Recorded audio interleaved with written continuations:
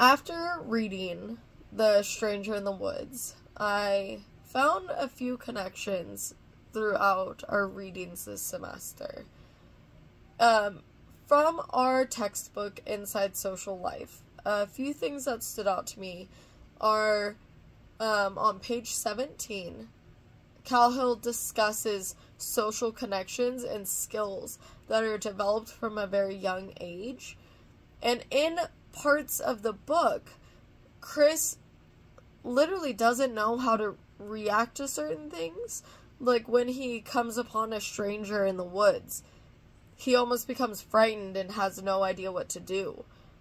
And he also loses out on human interactions when he has to return to society. And now he has to learn these skills of working a job and being around people again.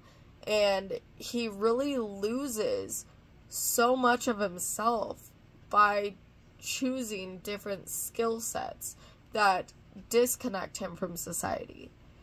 As well, on page 21, Calhill discusses connections with nature and how humans no longer see nature. They just go about their lives and they don't really connect with nature anymore. And yet, in The Stranger in the Woods, Chris describes how he is very careful with every step and not leaving a trace, and how well he knows the woods and how silently he can navigate them, and whether it be daylight or darkness, he really has this connection with the woods that, no other person can really be seen having.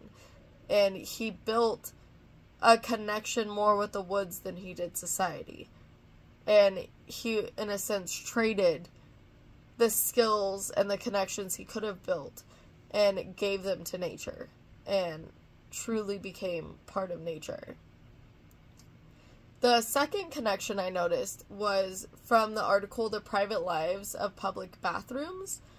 In the article, they discuss clear separations and how the stalls are formed and how people are conditioned to know that, this side means women only and this side means men only.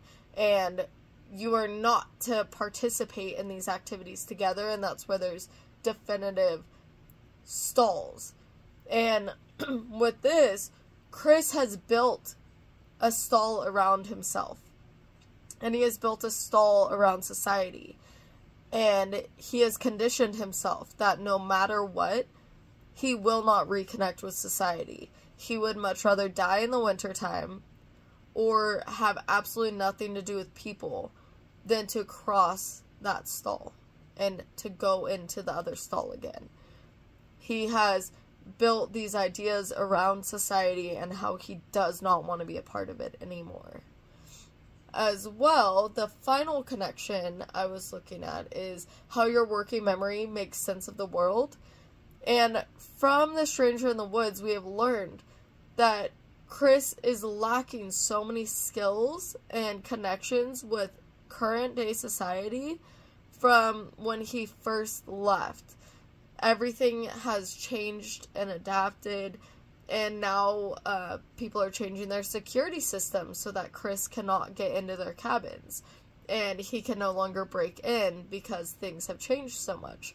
And as well, he sees these changes happening, whether it be on TV or writing styles and books and different focuses inside of magazines. And so he sees these connections, and yet he can't always make sense of it because he doesn't have all of that experience to go off of to keep his working memory being stable. As well, Chris discusses having vision changes and how he has the same pair of glasses and yet his vision is now getting worse as he's getting older, and it makes it harder for him to see. And so part of that goes into him just losing that full clarity of society, because now he is getting older and struggling more, as opposed to when he was younger and more capable of things. So those are a few of the connections that I noticed throughout the semester with this story. There were quite a bit more. Chris is definitely an interesting character, and he shows us how you can put in those solid divides between certain things and how much it can affect the individual and how much it has affected society by having this hermit around them and them being exposed to this new concept of having a random stranger out there that they don't really know what the whole story is. So it's very interesting to see how it affected self and society.